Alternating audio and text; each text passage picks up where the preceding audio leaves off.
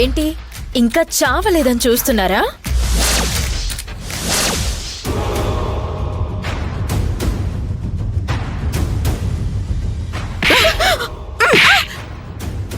ఏంటే చచ్చాననుకున్నారా?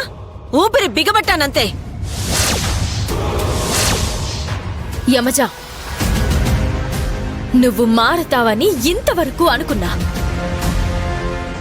కానీ నువ్వు మారవని అర్థమైపోయింది.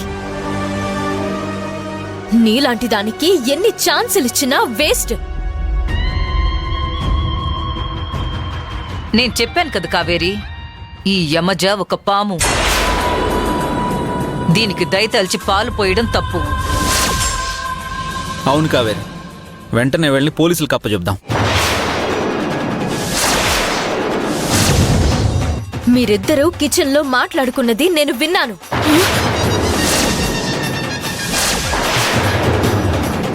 నేను వెంటనే విషం బాటిల్ మార్చేసి అందులో తేనె వేశాను. అర్థమైందా? కాకి, మైసమ్మకు ఫోన్ చేయి.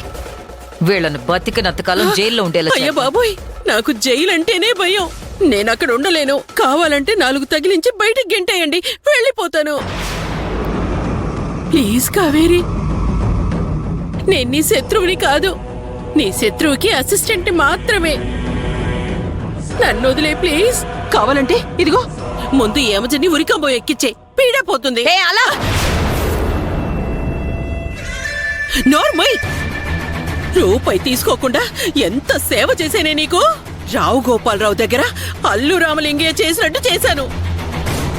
ఎన్ని మంచి సలహాలు ఇచ్చాను, ఒక్కటైనా తీసుకున్నావా?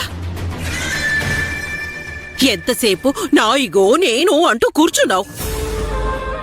ఇప్పుడేమైంది? ఇద్దరు జైల్లో కూర్చునే పరిస్థితి వచ్చింది. చూడు, నువ్వు నా కోసం చేసింది ఏమీ లేదు, డబ్బు కోసం చేశావు.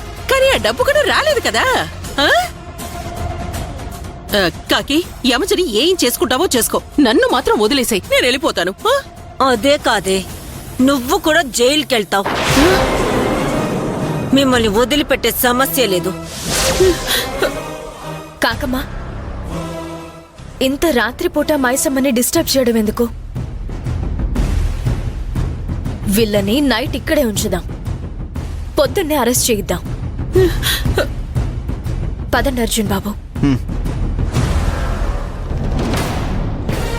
కాకి, అంతవరకు వీళ్ళిద్దరిని రూమ్ లో పెట్టి లాక్ చేయి. వీళ్ళని రూమ్ లో పెట్టడం ఏంటి? బయట కట్టేస్తాను. మనల్ని చంపాలని చూసిన వీళ్ళకి అదే పనిష్మెంట్. నువ్వు వెళ్ళి తాడు తీసుకురా అన్ని. ఏయ్, పదండే. పదవే. వదిలే, వదులు. పదండే, పదండే.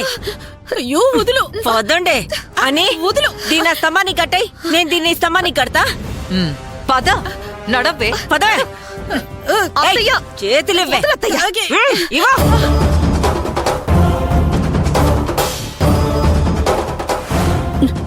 వదులు, నన్ను వదులు కాకి. నోర్మోయ్. వదులు, నన్ను కట్టకు. ఏంటే? నన్ను వదులు.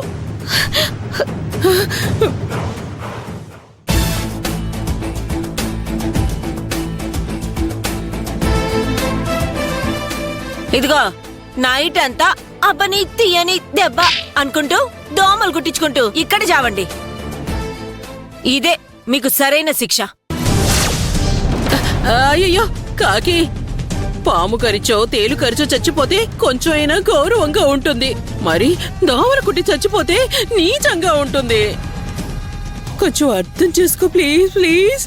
పర్వాలేదు, మీలాంటి వాళ్ళకి ఇదే సరైన శిక్ష. అని మనల్ని అలా బతిమాలుతుంది గాని ఈ యమజ ఏం మాట్లాడకుండా ఉంది చూసావా? అదంతా రేపటికల్లా దిగిపోతుందిలే కాకి. రేపటి నుంచి జైల్లో ఉందుగానిలే యమజ. అక్కడ ఇంకా పెద్ద పెద్ద దోమలుంటాయి. పదవే కాకి.